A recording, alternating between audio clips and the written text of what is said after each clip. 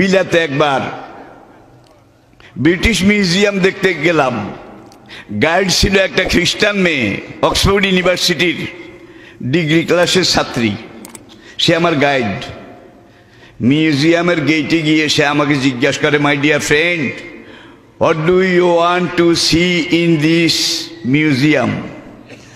আমি বললাম, my dear Sheena, I wish to see the holy and original scripture of Moses, Jishu, Daud and so দাউদের আসল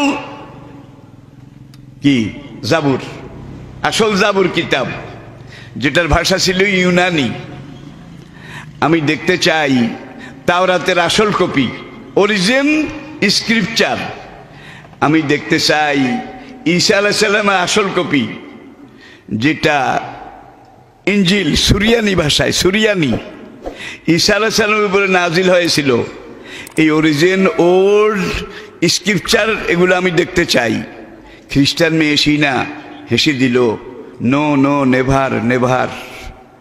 হ্যাঁ, এগুলো আমাদের কাছে আছে, কিন্তু যা আছে অরিজিন স্ক্রিপচার বলতে কোনোটা নাই, আসল বলতে কোনোটা নেই। আমাদের এই বিভিন্ন কর্নারে তাওরাত আছে, জবুর আছে, ইনজিল আছে, বেদ আছে, গীতা আছে, উপনিষদ আছে, but all are translation, translation and translation.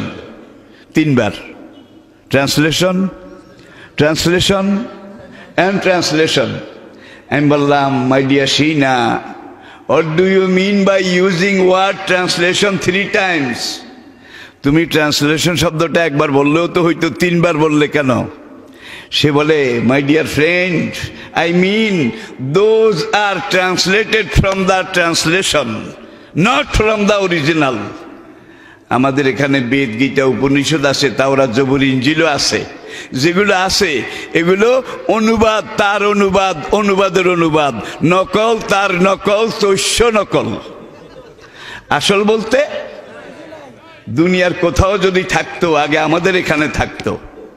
যে ব্রিটিশ জাতি পুরা দুনিয়াতে রাজত্ব করেছে, সেই আমাদের ছোট্টকালে বাংলাদেশের মহিলাদের ওই চুলা থেকে পাতিল নেওয়ার ছিঁড়াতে না আছে, না আছে? পাতিল ধরার ওই যে সুপারি গাছের খোল, চিনেছেন কিনা? আর পাতিল রাখার গোল বিড়া, মিশরের পিঠা বানাবার বেলুন।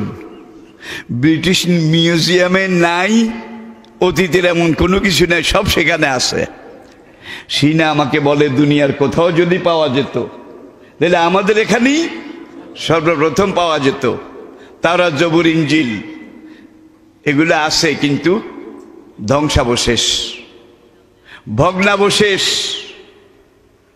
কোনো কিছুতে ভেজাল দিতে হলে, 2 নম্বর করতে হলে আসল বলতে একটু লাগে। তো আসলের মধ্যে তো আপনি ভেজাল দিবেন, কিন্তু যেটা নিজেই ভেজাল সেখানে আপনি ভেজালটা দিবেন কিভাবে? ভেজালের ভেজাল, তার ভেজাল, তৈশ্য ভেজাল, ঠিক কিনা বলেন? আমি বললাম, my dear Sheena, is here any hold and origin scripture of the Quran? তোমাদের এখানে কি কোরআনের প্রাচীনতম কপি আছে? সে বলে, ইয়া ইয়া ইয়া। ওরা ইয়েসকে বলে ইয়া, হ্যাঁ আছে আছে, কাম উইথ মি। সে আমাকে 3টা আন্ডারগ্রাউন্ড পার করে একটা স্ট্রং রুমে নিয়ে গেল। গিয়ে তারপরে একটা টেবিল, এটা চেয়ে একটু বড়, সবুজ মখমলের চাদরের উপরে একজিল কোরআন শরীফ সেখানে রাখা। চারদিকে যেই গ্লাস, কাঁচ, এই গ্লাসগুলো অ্যান্টি ম্যাগনেটিক, বুলেট প্রুফ। কামানের গোলা মারলেও এই গ্লাস ভাঙ্গা যাবে না। আমি বললাম, এইটাকে এত দামি কাঁচ দিয়ে তোমরা কেন প্যাকেট করেছ? সে আমাকে যেটা বললো সেটা অর্থ হলো, এটা মূল্যবান নয়, মহামূল্যবান, মহামূল্যবান, যার জন্য এটাকে ব্রিটিশ সরকার এইভাবে হেফাজত করেছে। সেই ব্রিটিশ মিউজিয়ামে একটা কপি আছে, তাশকন্দ মিউজিয়ামে আরেকটা কপি আছে, মস্কো মিউজিয়ামে আরেকটা কপি আছে, তুরস্কের রাজধানী ইস্তাম্বুল তোপকাপি মিউজিয়ামে আরেকটা কপি আছে, আর মদিনা শরীফ মহাফেজখানায় আরেকটা কপি আছে। বর্তমান দুনিয়াতে 6টা কবি এখনো আছে, যেগুলো সাইয়েদনা ওসমান রাদিয়াল্লাহু তাআলা আনহু, তিনি উম্মুল মুমিনিন হযরত হাফসা রাদিয়াল্লাহু তাআলা আনহা, তার কাছ থেকে নিয়ে কপিরাইট হুজুরের জীবনের শেষ হবে কদরে জিবরাইল এসে বলেছে, ইয়া রাসূলুল্লাহ, আপনার কাতেবদেরকে ডাকেন, যারা গত 23 বছর কোরআন লিখেছে তাদেরকে ডাকেন, তাদের কপিগুলা নিয়ে আসতে বলেন। 90 জন কাতেব ছিল, কোরআন লিখক, ওহি লিখক, কাতেবে ওহি। তারা আসলেন তাদের স্ক্রিপচার্সগুলো নিয়ে। জিবরাইল বলেন, ইয়া রাসূলুল্লাহ, গত 23 বছর কোরআন তো প্রসঙ্গক্রমে প্রয়োজন মতো ধাপে ধাপে নাজিল হয়েছে, এটার কোনো সূচিবিন্যাস হয়নি। আজকে আল্লাহ আমাকে বলেছেন লহে মাহফুজে যেইভাবে লেখা আছে, আমি লহে মাহফুজের তখতি দেখে দেখে তেলাওয়াত করব। আর আপনি আপনার লেখকদেরকে বলেন আমি যেভাবে তেলাওয়াত করব, তারা এইভাবে এটাকে পরম্পরা সূচিপত্র হিসাবে সাজাবে। সে দেওয়ালে একটা সুইচ টিপ দিল, ওই গ্লাসের উপরে গ্রিন রঙের লেখা জ্বলে উঠল, the holy and old scripture of the Quran written by the caliph Osman রাদিয়াল্লাহু তাআলা আনহু। তিনি 22টা কপি করেছিলেন। কয়টা? তখন মুসলিম বিশ্বে 22টা প্রদেশ ছিল। 22 জন গভর্নরের কাছে 22টা কপি পাঠিয়ে দিয়েছিলেন যে এইবার এটাকে কপি করে করে জনগণের কাছে, সাধারণের কাছে তোমরা বিলি বন্টন করো।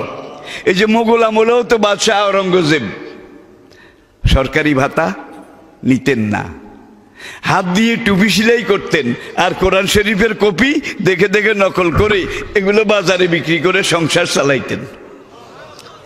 যাকে বলা হয় ইতিহাসের দরবেশ বাদশাহ আওরঙ্গজেব। ইতিহাস দেখুন। এখন কাতেবারা সাজালো, জিবরাইল শুরু করলেন বিসমিল্লাহির রহমানির রহিম, প্রথম আয়াত। শুধু সিলমোহর নয়, এটা কোরআনের প্রথম আয়াত। এইবার জিবরাইল লোহে মাহফুজ দেখে পড়ে, আর লেখকরা পরম্পর সূচিপত্র সূচিবিন্যাস করে। এইভাবে বিসমিল্লাহির রহমানির রহিম দিয়ে শুরু, মিনাল জিন্নাতে। বিসমিল্লাহর প্রথম অক্ষর বা নাকি কোরআনের প্রথম অক্ষর, আর মিনাল জিন্নাতে ওয়ান নাস শেষ অক্ষর সিন। এই বা এবং সিন এই দুইটা মিলান, বাস কাফি, অনেক সেরেছে, যথেষ্ট হয়ে গেছে, এনাফ, আর দরকার নেই। বা আর সিনের মাঝখানে আপনার আমার আমাদের 1500 বছর আগের, 1000 বছর আগের, 500 বছর আগের, আজকের পরেও দুনিয়ার মেয়াদ মুদ্দ যতদিন আছে, মানুষের জীবনের প্রয়োজনে যত কিছু দরকার সব কোরআনে বলা আছে নাকি নাই? সিনার কথা, সে ওয়ালে একটা সুইচ টিপ দিল, আর এই অ্যান্টিম্যাগনেটিক গ্লাসের ভিতরে, গ্লাসের উপরে গাঢ় নীল রঙের লেখা জ্বলে উঠল, the Holi and old scripture of the Quran written by the Caliph Usman radiyallahu ta'ala anhu.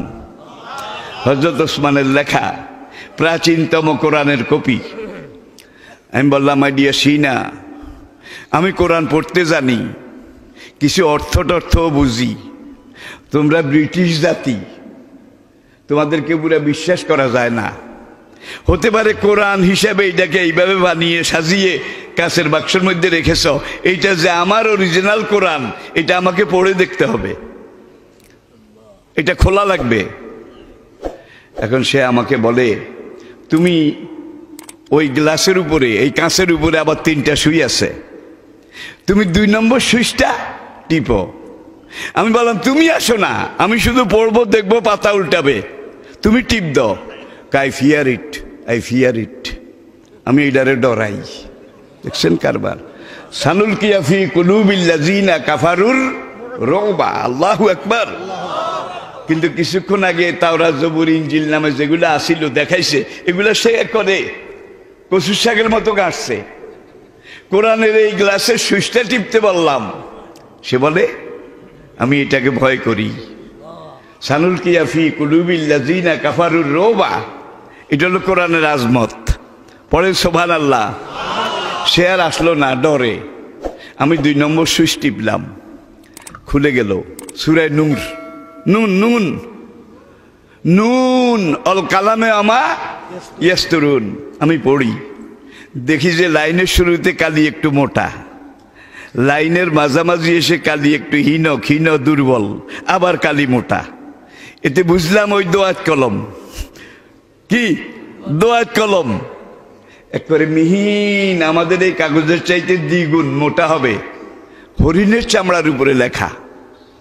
এই যে দুনিয়ার বিভিন্ন জায়গায় 6টা কপি আছে, সেই কপির সাথে আপনার ঘরের এই কপির মিল আছে কিনা? জোরে বলেন। তাওরাতের যুগে তাওরাতের কোনো হাফেজ সাহেব ছিল? জবুরের যুগে জাবুরের কোনো হাফেজ সাহেব ছিল? ইঞ্জিলের যুগে ইঞ্জিলের কোনো হাফেজ সাহেব ছিল? অলেশ মেল বি মউদ মউদ শোনেম অতহিব্রেথি বি মেউদ শোনেম গাই গাদল। তাওরাতের হিব্রু ভাষা বলেছি, তাওরাতের। বা এগুলো মুখস্থ করার জিনিস। কার বাবার ক্ষমতা আছে এগুলা মুখস্থ করলে আবার মনে রাখবে? বেদ গীতার দিকে তাকান, জবা কুসুমা শঙ্কা সমকাশ্য পিয়ং না সং ও সামুন্ডে জয় জয় সম্বয় সম্বয় সর্বসত্তা নামং সাহা। এগুলা কি মুখস্থ করার জিনিস? তাইলে বেদের কোন হাফেজ সাহেব? প্রাচীন যুগে সত্য যুগে একজন হাফেজ ছিল বেদের, গীতার, রামায়ণের, মহাভারতের। তাওরাতের যুগেও তাওরাতের একজন হাফেজ ছিল না, জাবুরের যুগেও ছিল না, ইঞ্জিলের যুগেও ছিল না। যদি একজন থাকতো সেটাও অন্তত এনসাইক্লোপিডিয়া লেখা থাকতো। ঠিক কিনা বলেন? আর কোরআন যেদিন থেকে নাজিল শুরু, এদিন থেকে হাফেজ শুরু। কারণটা কি? ওলাকাদ ইয়াসসারনাল কুরআনা লিযিকরি ফাহাল মিন মুদ্দাকির।